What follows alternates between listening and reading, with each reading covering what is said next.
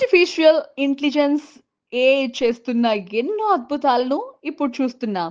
ఈ టెక్నాలజీని సినీ పరిశ్రమ కూడా బాగానే ఉపయోగించుకుంటుంది. చనిపోయిన దిగ్గజాలకు తెర మీద జీవం తీసుకొచ్చి నటింపజేయడం, అలాగే పాటలు పాడించడం చేసేస్తున్నారు. దృశ్యాల్లో సహజత్వం తీసుకురావడం కష్టమవుతోంది కానీ పాటలు పాడించడం ద్వారా మాత్రం ప్రేక్షకులను మంచి అనుభూతికి గురి చేస్తున్నారు. దీని మీద విమర్శలు వివాదాలు తప్పట్లేదన్నది వేరే విషయం. కీడా కోలాలో ఎస్పీ బాలు వాయిస్ ను రీక్రియేట్ చేస్తే ఇటీవల రిలీజ్ అయిన గోట్ లో భావతరిణి గొంతుతో పాట పాడించేశారు. ఇప్పుడు సూపర్ స్టార్ రజనీకాంత్ సినిమాలోనూ ఈ ప్రయోగం చేస్తున్నారు. లెజెండరీ సింగర్ మలేషియన్ వాసు గాత్రాన్ని రీక్రియేట్ చేశారు ఈ చిత్రం కోసం. సూపర్ స్టార్ హీరోగా వెట్టయాన్ సినిమా తెరకెక్కుతున్న సంగతి తెలిసిందే.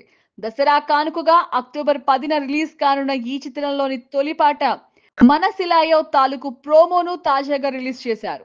ఉత్సాహభరితంగా సాగిన ఈ పాట కోసం దివంగత మలేషియన్ వాసు గాత్రాన్ని ఉపయోగించారు. చివరగా 27 ఏళ్ల కిందట రజనీ కోసం ఆయన పాట పాడారు. ఆయన చనిపోయిన తర్వాత ఇన్నేళ్లకు తన వాయిస్ ని ఏఐ ద్వారా రీక్రియేట్ చేసి రజనీ సినిమాలో పెట్టేస్తున్నాడు అనిరుద్ రవిచందర్. ప్రోమో చూస్తే పాట మంచి ఉత్సాహభరితంగా సాగేలా కనిపిస్తోంది. తెలుగు సినిమాలకు పాటలిచ్చినప్పుడు మాత్రం కొంచెం మొక్కుబడిగా ట్యూన్లు ఇస్తాడనే పేరు తెచ్చుకున్న అనిరుద్ తమిళంలో మాత్రం ఎప్పటికప్పుడు వైవిధ్యం ప్రదర్శిస్తూ ఉంటాడు.